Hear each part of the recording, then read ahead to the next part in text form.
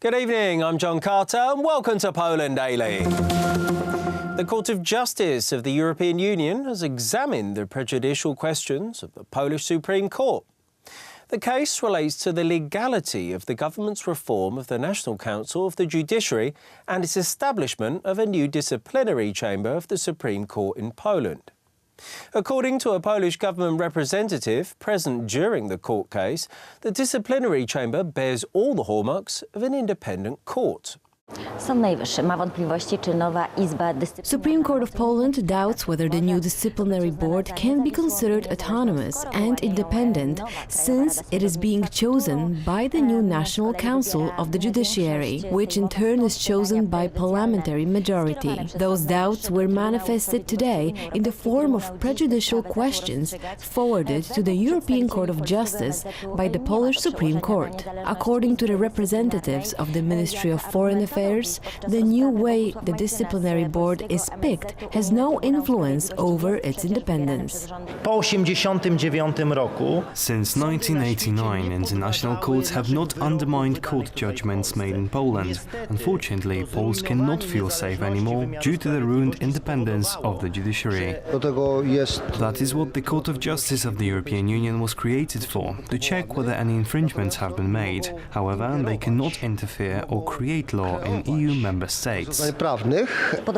Undermining the legality of the National Council of the Judiciary could potentially lead to all of its decisions and rulings being questioned, said the leader of the National Council of the Judiciary, Leszek Mazur, in December. The verdict of the Court of Justice of the European Union will likely be given in a matter of weeks. The Polish Constitutional Tribunal will voice its opinion on the subject on March 25th.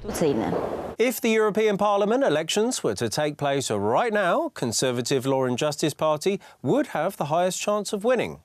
A poll made by CBOS suggests the ruling party would win the elections, scheduled for May, by a great margin. 42% of respondents expressed their readiness to vote for the Law and Justice Party. The European coalition managed to secure 26% of the votes. The Kukiz 15 movement would also enter the European Parliament with 5% of support from the respondents. The new political party led by Robert Biedroń, Wiosna, fell short of the election threshold by just 1%. Prime Minister Mateusz Morawiecki and Elżbieta Rafalska, the Minister of Family, Labour and Social Policy, presented details of the expansion of the 500-plus programme for the first child. They stressed that the 500-plus programme is an investment in the future of Poland, not simply a handout. 6.8 million children stand to benefit from the programme. Frankly speaking, this is the biggest social investment in Poland in the last 30 years, maybe 130 years. We are very happy for this occasion, because in just a few years, this investment will bring enormous returns, such as better education, the better health of our children, better preparation for their professional life. And this is what gives us enormous joy. Our political rivals try to call our program a handout. We call it the biggest investment in the future of Poland, in the future of Polish families. Z tego programu, w tej wersji, którą przedstawiamy, This program, in the version we are introducing now, will be used by 6.8 million Polish children. The annual expense, like the Prime Minister said, a very profitable investment with a high return, will be over 41 billion zlotys in a full fiscal year. This year alone, it will be over 31 billion zlotys. Ponad 31 miliardów złotych. The investigative division of the Institute of National Remembrance has sent motions to the disciplinary courts to waive the immunity of 7 judges and prosecutors from the communist era accused of wrongful adjudication. They are all due to answer for the unlawful imprisonment of Poles who protested the introduction of martial law in 1981 and the communist system in general. The case concerns unlawful prosecution according to the criminal law of the Polish People's Republic. It's justice which should have come sooner, but even symbolically, it still needs to be done. The motions to waive immunity concern 3 judges and 4 former prosecutors. Because of their actions, at least 10 people were wrongfully sentenced for oppositional activity during the martial law. It's worth mentioning that among those accused by the prosecution of the Institute of National Remembrance are 2 judges who until recently were the justices of the Supreme Court. One of them served as a judge of the Supreme Court as recently as late last year. Prosecutor Andrzej Pozorski gave examples of illegal actions of the accused judges and prosecutors. Sąd wojskowy w Bydgoszczy skazał księdza. The Bydgoszcz military court sentenced a Catholic priest for 3 years and 3 months of prison simply for using inappropriate words during his sermons. Ladies and gentlemen, let me quote the so-called inappropriate words.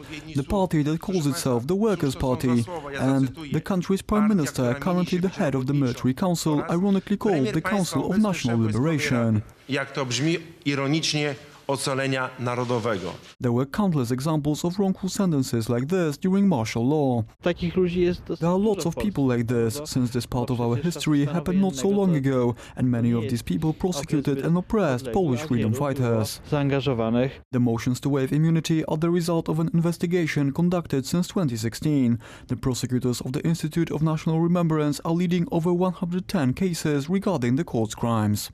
The new National Conservative President of Brazil, Jair Bolsonaro, is visiting US President Donald Trump in Washington today. The bilateral meeting between the 2 Conservative leaders is likely to result in a breakthrough in US-Brazil relations, as President Trump is suggesting that Brazil should be welcomed as a member of both NATO and the OECD.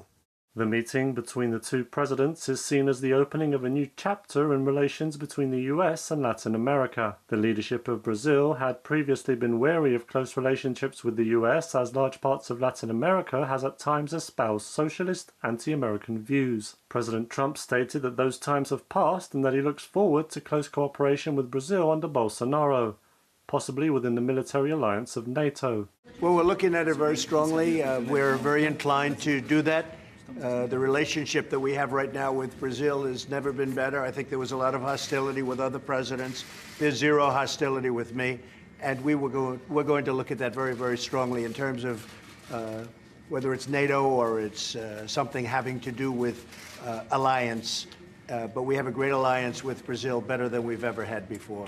President Trump also stressed that his and Bolsonaro's elections are a symbol of socialism being defeated on both American continents, in a clear jab directed at far-left Democrat politicians such as Bernie Sanders and Alexandria Ocasio-Cortez, but also the previous but now imprisoned president of Brazil, Luiz Inácio Lula da Silva. The twilight hour of socialism has arrived in our hemisphere, and hopefully, by the way, it's also arrived, that twilight hour, in our great country, which is doing better than it's ever done economically. The last thing we want in the United States is socialism.